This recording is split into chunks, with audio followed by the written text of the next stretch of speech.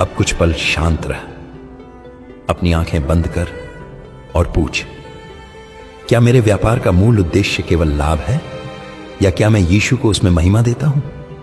अगर उत्तर केवल लाभ है तो समझ कुछ खो रहा है।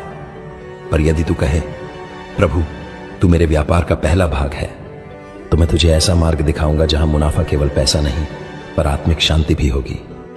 अब तक तूने बहुत कुछ सुना, कर्ज के बोझ की बात, बीमारी की पीड़ा, दरिद्रता की जकड़न, टूटे रिश्तों की टीस और व्यापार की चिंता।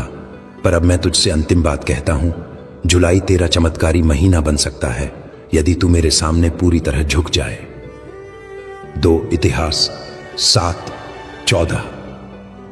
यदि मेरी प्रजा जो मेरे नाम से कहलाती है अपने को दीन बनाए और प्रार्थना करे और मेरा मुख ढूंढे और अपनी बुरी चाल से फिर जाए, तो मैं स्वर्ग से सुनूंगा, उनके पापों को क्षमा करूंगा और उनके देश को चंगा करूंगा। आज मैं तुझे केवल वचन नहीं देता, मैं तुझे एक प्रार्थना देता हूं।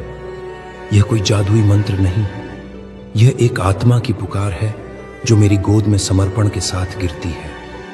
हे यीशु, मैं तुझसे भागते भागते थक गया हूं। मैंने अपनी योजनाएं तुझसे छिपाई, अपने घाव तुझसे बचाए, अपने डर तुझसे ढक दिए। पर अब मैं तेरे चरणों में गिरता हूं, मुझे पूरी तरह बदल दे। जुलाई के इस महीने को मेरे जीवन का नया अध्याय बना। मुझे चंगाई दे जहां दर्द है, मुझे समाधान दे जहां उलझन है, मुझे रोटी दे जहां भूख है, मुझे क्षमा दे जहां अपराध है। मेरे परिवार में तू प्रवेश कर, मेरे व्यवसाय में तू रहनुमा बन, मेरे संबंधों में तू शांति का राजा बन। और यदि कहीं कुछ त्यागना पड़े तो मुझे साहस दे कि मैं वो भी दूं, क्योंकि मैं जानता हूं तू मेरा उद्धार करता है, तू मेरा चमत्कार है, तू ही जुलाई का राजा है। भजन संहिता 27:5।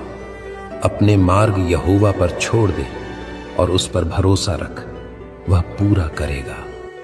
मैं तुझे बुला रहा हूं, इस जुलाई में सिर्फ आशीर्वाद मत मांग, मुझे मांग, क्योंकि जब तू मुझे पाता है तो आशीर्वाद स्वयं तेरे पीछे चलता है। मत्ती 6:33।